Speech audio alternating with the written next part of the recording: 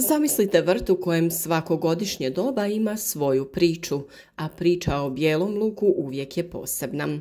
Neki ga sade u jesen, drugi u proljeće, a mnogi se pitaju koja je zapravo bolja opcija.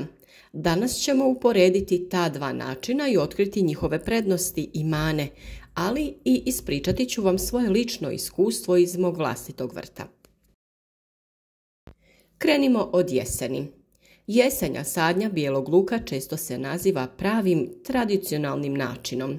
Kada ga posadite u oktobru ili novembru, on ispod površine stigne razviti snažan korijen, a iznad zemlje još uvijek ne izbije list. Zima ga očeliči, a proljeće probudi punom snagom. Rezultat? Krupne i čvrste glavice koje su idealne za svježu potrošnju sve do zime.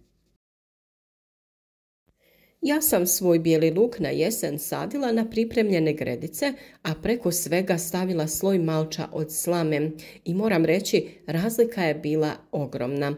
Tlo ispod malča ostaje rahlo i vlažno, bez stvaranja tvrde pokorice, a biljke su bile zaštićene od naglih promjena temperature. Kada je luk krenuo nicati, redovi su izgledali ujednačeno i zdravo. Taj način mi se pokazao kao pun pogodak. Rahlo tlo ispod malča omogućilo je razvoj krupnih i čvrstih glavica. Ali šta ako živite u području gdje zime znaju biti vrlo oštre? Tu na scenu stupa proljetna sadnja. Sadi se čim zemlja omekša, obično u martu ili početkom aprila. Prednost je što biljke ne rizikuju da izmrznu, ali imaju manje vremena za razvoj. Uistinu, glavice ostaju nešto sitnije nego kod jesenskog bijelog luka, ali su kvalitetne i dugotrajne u skladištu. No, njihov okus je neodoljiv i odličan su izbor i za brzu, svježu potrošnju.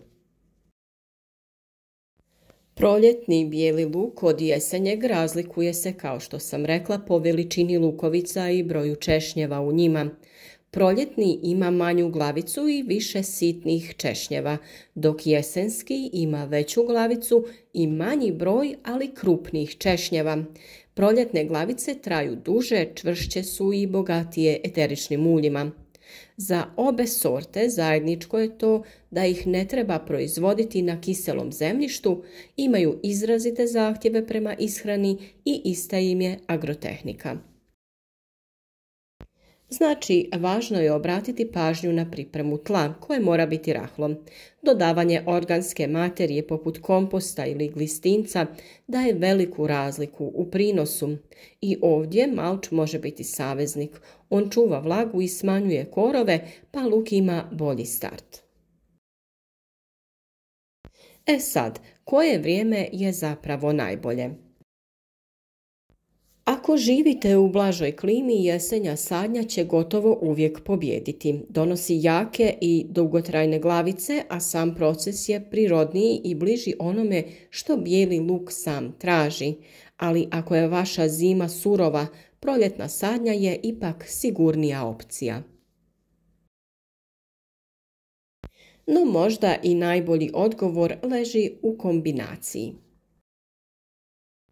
Zašto da tlo u vrtu dio godine bude prazno? Posadite jedan dio luka u jesen za obilne i krupne glavice, a drugi u proljeće za upotrebu svježeg luka i naravno dugotrajno skladištenje. Na ovaj način jednostavno imate sigurnost tokom cijele godine. Na kraju svakako bijeli luk je zahvalna biljka i teško je da ćete pogriješiti koji god termin da odaberete. Moj neki savjet je da probate oba i sami vidite šta bolje odgovara vašem vrtu, jer upravo u toj raznolikosti leži ljepota vrtlarenja. A vi, da li više volite saditi bijeli luk u jesen ili u proljeće? Pišite mi u komentarima, voljela bih čuti vaša iskustva. Vjerujem da će ona biti korisna i drugim pratiteljima našeg kanala.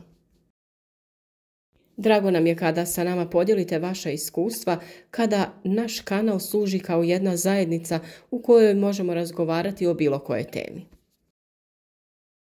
O tehnologiji uzgoja i postupku koji mi radimo prije sadnje bijelog luka u jesen napraviti ćemo poseban video da govorimo o dezinfekciji sadnog materijala i samom načinu sadnje, pa ostanite s nama i upratite i taj video savjet.